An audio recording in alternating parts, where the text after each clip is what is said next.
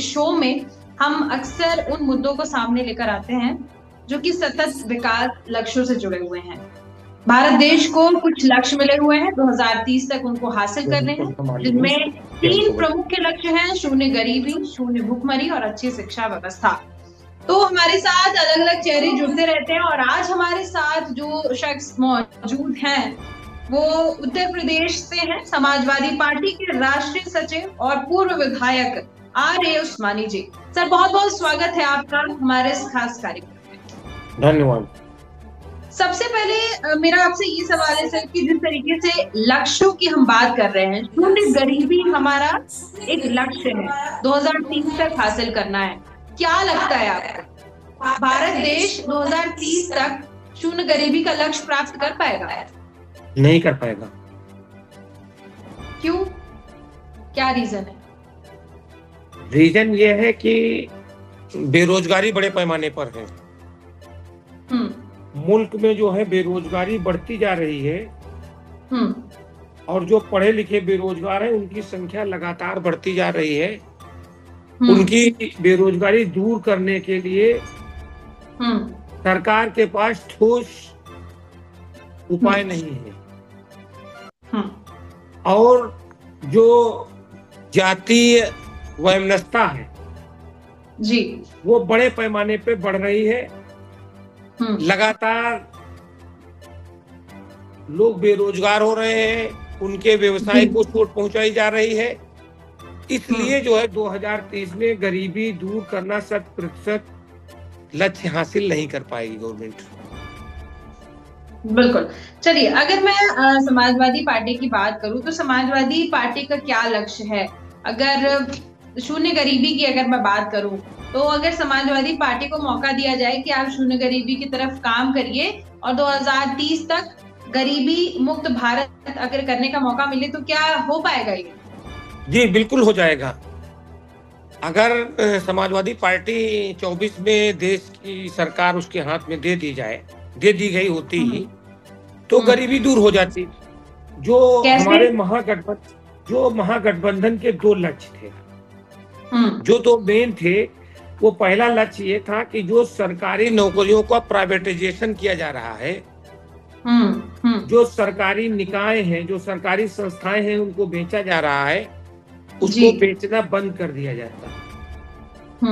और सरकारी नौकरियों की जो वादा किया था गवर्नमेंट ने कि हम साल में 2 करोड़ पढ़े लिखे लोगों को सरकारी नौकरी देंगे, तो हम साल में 2 करोड़ लोगों को सरकारी नौकरी देने का काम करते और जो बेरोजगारी जो है हमारी ये घटती और लोग रोजी रोटी से लगते तो गरीबी दूर होती।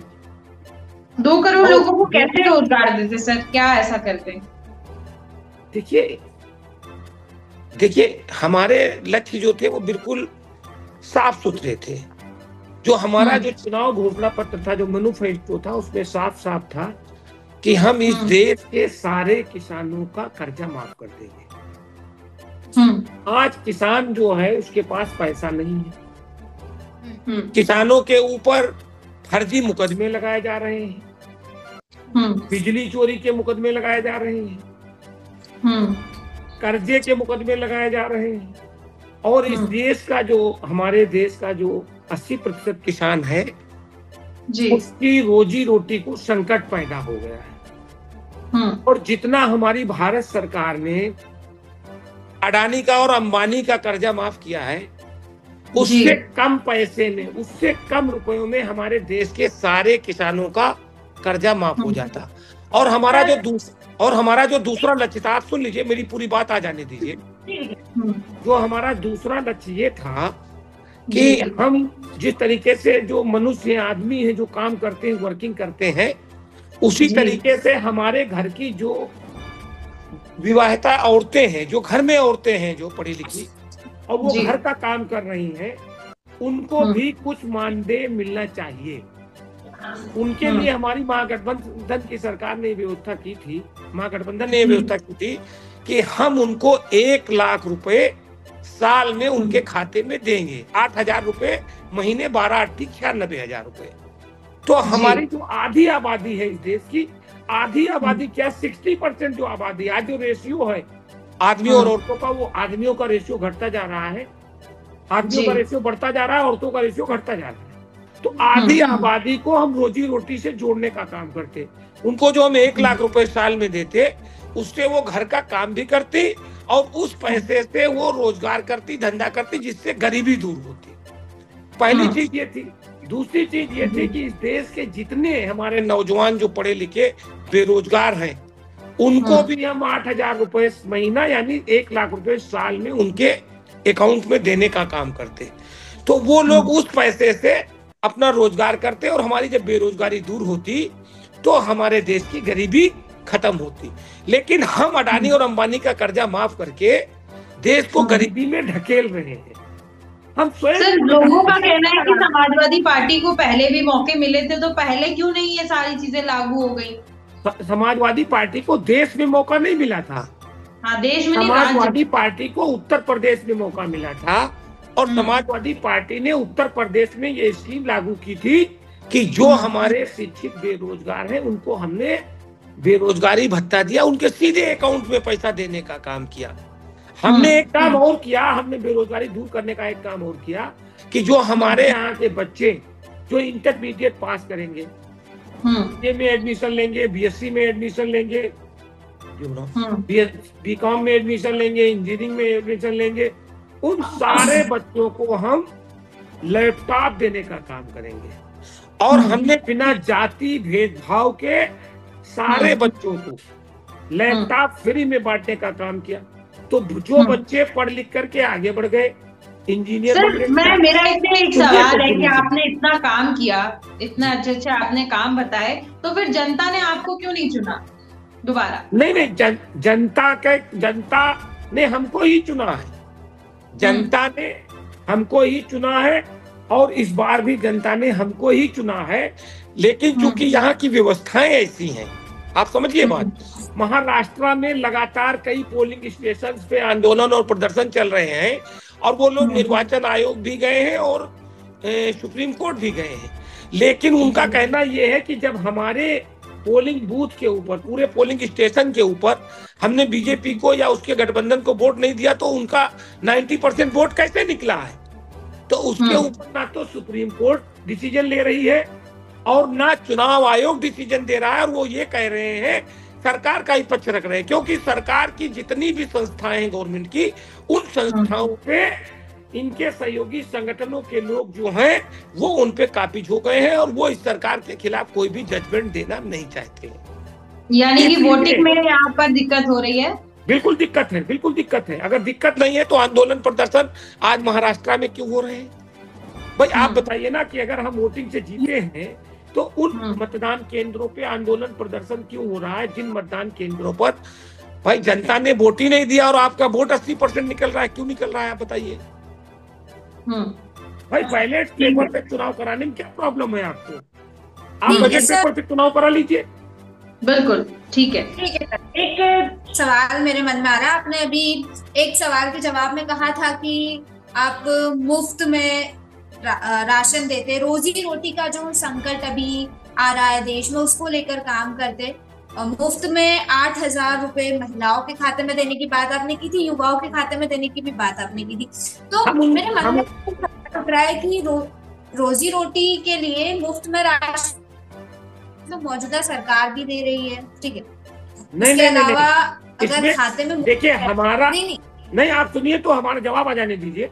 आप एक एक क्वेश्चन करिए, एक साथ 4 क्वेश्चन करोगे तो हम जवाब नहीं दे पाएंगे ना। जी आपने आप कह रही है कि ये सरकार जो है मुफ्त में राशन दे रही है। हाँ। ये मुफ्त में राशन किसको दे रही है? ये मुफ्त में राशन उन लोगों को दे रही है जो पढ़े लिखे लोग नहीं है, जो मजदूरी करते हैं, मजदूरी पेशा करने वाले लोग हैं। इस देश में मध्यम वर्ग के लिए कोई योजना है? जो मीडियम क्लास के लोग हैं, जिसमें आप आती हैं और हम भी उसी मीडियम क्लास में आते हैं, और ये जो सामने बैठे हैं ये भी मीडियम क्लास में आते हैं, इनके लिए कोई योजना नहीं है। तो जब यही लोग पढ़े लिखे लोग जो हैं ये बैकफुट पे हैं, इनको ना तो कोई सुविधाएं मिल रही हैं, ना तो इनको कन्या विद्याधन मिल रहा है, ना इनको बेरोजगारी भत्ता मिलेगा, ना इनको इनका कर्जा माफ किया जाएगा, ना इनको कोई सुविधाएं दी जाएंगी, क्योंकि ये मीडियम क्लास के हैं, इनके पास इनके घर पे रहने के लिए घर है, इनके पास एसी लगी हुई है, इनके पास मोबाइल है, इसलिए हम इनको ये योजनाएं नहीं देंगे। तो हम बेसिकली काम ही नहीं कर रहे हैं। जो इस देश के विकास के लिए जो लोग इस देश को आगे ले जाना चाहते हैं, जिनके कंधों के ऊपर इस देश को आगे ले जाने का भार है, उनको हम सुख सुविधाएं नहीं दे पा रहे हैं, उनको हम वो सुरक्षा नहीं दे पा रहे हैं, उनको हम रोजगार की गारंटी नहीं दे पा रहे हैं। आज इस देश में पढ़े लिखे लोग जो बेरोजगार हैं, जो ग्रेजुएट किए हुए हैं, जो इंटरमीडिएट पास है, जो पोस्ट ग्रेजुएट किए हुए हैं, उनके लिए कोई योजना है सरकार के पास? कोई योजना नहीं है। प्राइवेटाइजेशन किया जा रहा है सरकारी नौकरियों को, संस्थाओं को। तो क्या समाजवादी पार्टी मीडियम क्लास के लिए कोई योजना सोच के रखी है कि आने वाले समय में लाएगी? वही पूरी योजना है हमारी। तो हमारी क्लियर स्थिति स्पष्ट है, हम कोई भेदभाव नहीं करते हैं। हमारी सरकार ने कन्या विद्या धन बांटा। आप भी महिला हैं, आप भी बच्ची हैं, लेडीज हैं। हमारी सरकार ने इंटर पास जितनी भी लड़कियां थी, किसी जात की थी, ब्राह्मण, बनिया, ठाकुर, अनुसूचित जात, जनजात, मुस्लिम, सारी जात के लड़कियों को 30,000 रुपए कन्या विद्याधन दिया। किस लिए दिया 30,000 रुपए कन्या विद्याधन? इसलिए दिया कि इंटर जब बच्ची पास करती है तो लगभग 17-18 साल की हो जाती है, और वो अपना वो पैसा आगे की पढ़ाई में यूज करे। अगर कोई छोटी मोटी दुकान या कोई बिजनेस या कोई धंधा करना चाहे उसमें खर्च करे।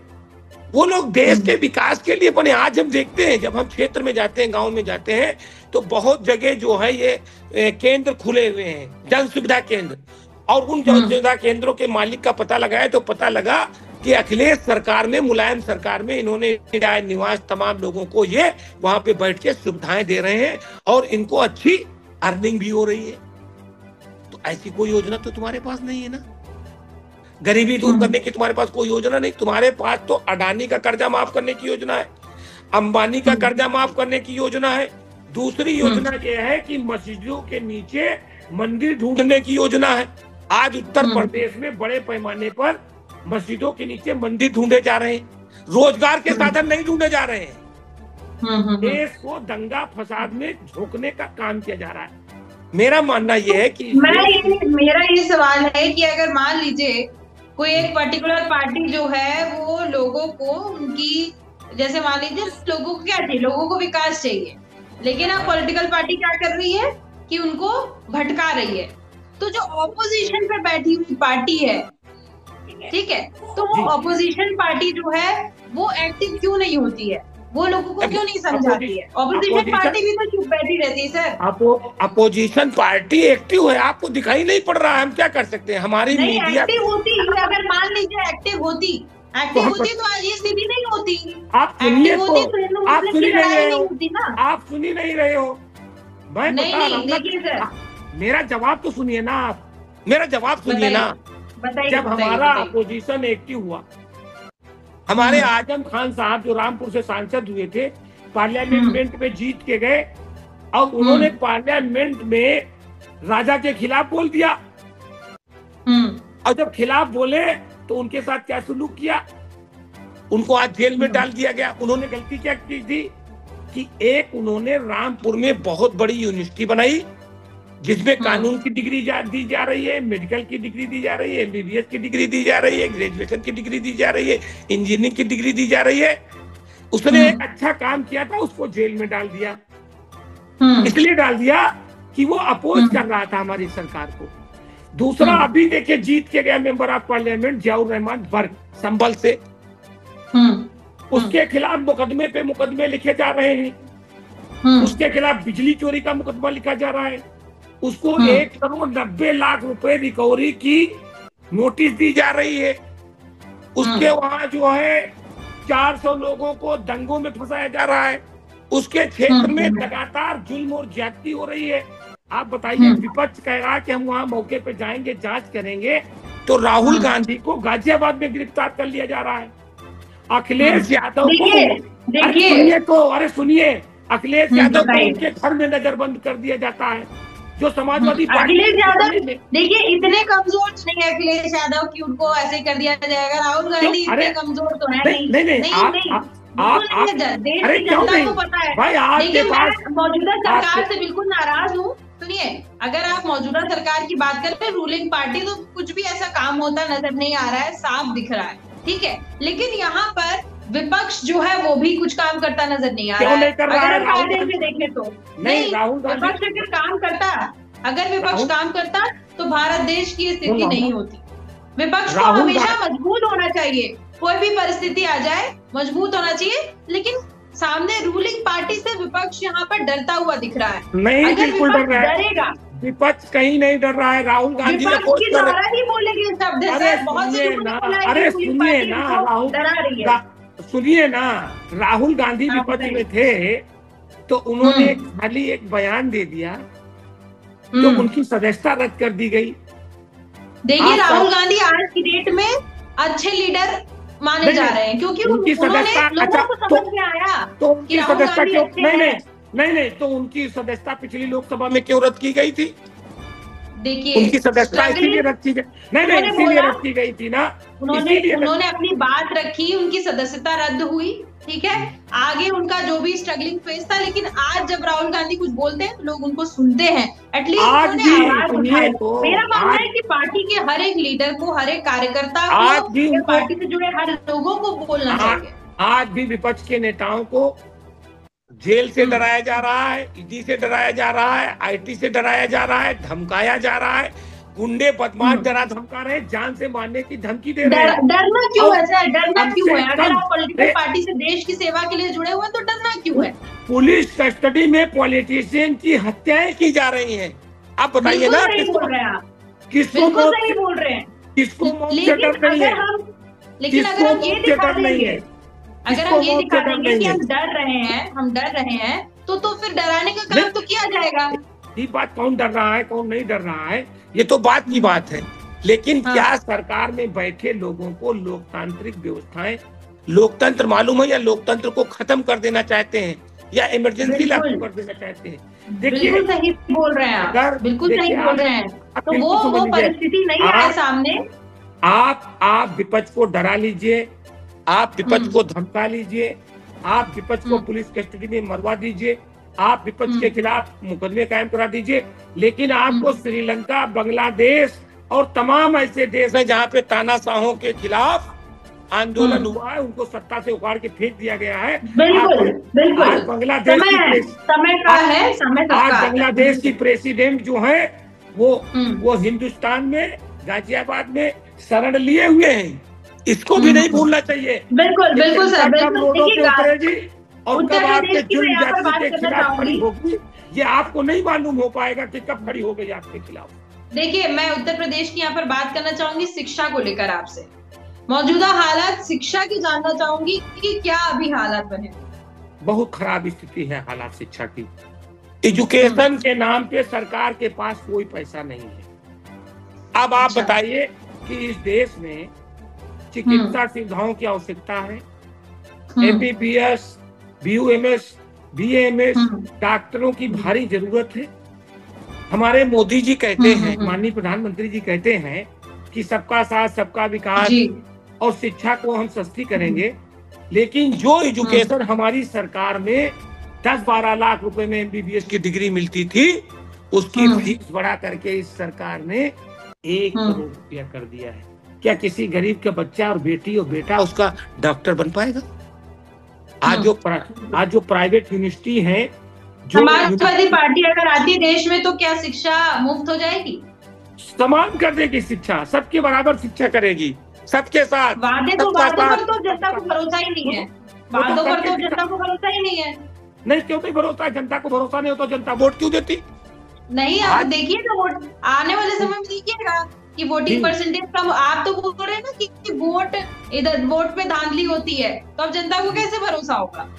वोट मान लीजिए मैंने समाजवादी पार्टी को दिया और बीजेपी की तरफ चला गया, तो मैंने तो समाजवादी पार्टी को दिया था। ये तो सरकार में बैठे लोगों को सोचना चाहिए ना। बिल्कुल सोचना चाहिए, मैं वही बोल रही हूँ। इस मुल्क को जो आजादी मिली थी, उस आजादी को बचाए रखना या उस आजादी को खो देना है। ये लोकतांत्रिक देश है। लोकतांत्रिक देश में विपक्ष की जो अच्छे सुझाव हैं उनको मानना चाहिए। मेरा सरकार को सुझाव है कि वो साफ सुथरी सामने आए और सीधे कैबिनेट की बैठक बुला करके पूरे देश के किसानों का कर्जा माफ कर देना चाहिए। पूरे देश के लोगों के ऊपर, गरीबों के ऊपर, मध्यम वर्ग के लोगों के ऊपर जो भी बकाया है सारे के सारे बकाया खत्म कर देना चाहिए। और जो ये पूंजीपतियों को लाभ पहुंचाया जा रहा है, प्राइवेटाइजेशन किया जा रहा है, प्राइवेटाइजेशन किया जा रहा है, बिल्कुल ये बेचा जा रहा है, तेल बेचा जा रहा है, तेल बेचा जा रहा है, और अलग-अलग तरीके से जनता के सामने आने चाहिए, तब जाके जनता भी जानेगी। देखिए वो तो आ गया, पार्लियामेंट में आ गया, पार्लियामेंट में हम पार्लियामेंट का हाल बता रहे हैं कि आज जो MBBS की फीस 1 करोड़ रुपए है, इसके लिए मैंने अपने वहां के सांसद जो समाजवादी पार्टी के जीत के गए हैं, उत्कर्ष वर्मा जी और माननीय श्री आनंद भदौरिया जी धौरारा से जीत गए हैं। 2 पार्लियामेंट सीटें लखीमपुर में, दोनों सीटों पे समाजवादी पार्टी के जीते हैं। और दोनों ने पार्लियामेंट में ये क्वेश्चन लगाया लोकसभा में कि MBBS की फीस 90 लाख रुपए, 1 करोड़ रुपए क्यों? लेकिन सरकार ने जवाब नहीं दिया, गोल मटोल जवाब नहीं दिया। हाँ, गोल मटोल जवाब। लेकिन अपने मुद्दे पर डटे रहना चाहिए, अपने मुद्दे पर डटे तो है।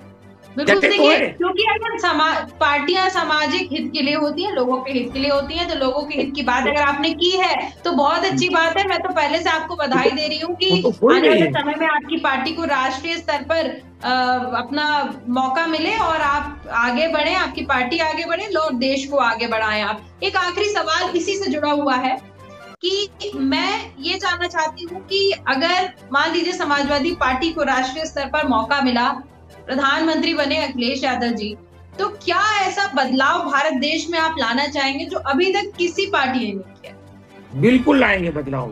पूरा इस देश से गरीबी दूर करेंगे, इस देश से भूखमरी दूर करेंगे, इस देश से जाति वैमनस्यता, सांप्रदायिक सद्भाव जो कायम करेंगे, जो सांप्रदायिक सद्भाव बिगड़ा हुआ है, और इस देश को विकास के रास्ते पे ले जाएंगे, जैसे उत्तर प्रदेश को विकास के रास्ते पे ले गए थे। आज जो लखनऊ में मेट्रो चल रही है, जो लखनऊ से आगरा एक्सप्रेसवे जा रहा है, जो दिल्ली 5 घंटे में हम लोग पहुंच जा रहे हैं, ये सारी की सारी देश अखिलेश यादव जी की है। एक आना स्टेडियम बना दिया लखनऊ में, जो इंटरनेशनल खेल हो रहे हैं। आपके जो है मतलब इतने विकास के काम कर दिए, जितने बिजली के पावर हाउस बनाए समाजवादी पार्टी की सरकार में बने। मतलब अगर आपको राष्ट्रीय स्तर पर मिल जाए अगर मौका, तो आप देश से गरीबी दूर कर सकते हैं पूरी तरीके से, इसमें कोई दो राय नहीं। चलिए मैं तो चाहती हूँ कि ऐसी पार्टी सामने आए, ऐसे लोग सामने आए जो देश से गरीबी खत्म कर सके। बहुत सी आपने बातें बताई, बहुत जोशीला मिजाज आपका दिखा कि आप समाजवादी पार्टी से हैं, और समाजवादी पार्टी अगर इतना अच्छा देश के लिए सोच रही है तो पहले से मैं बधाई देती हूँ। मैं चाहती हूँ आपकी पार्टी आए और देश की स्थिति को यहाँ पर सुधारती हुई नजर आए। बहुत बहुत धन्यवाद सर, क्योंकि समय की सीमा है तो मैं ये वार्तालाप यहीं पे समाप्त करना चाहूंगी। बहुत बहुत धन्यवाद हमारे साथ जुड़ने के। धन्यवाद सर।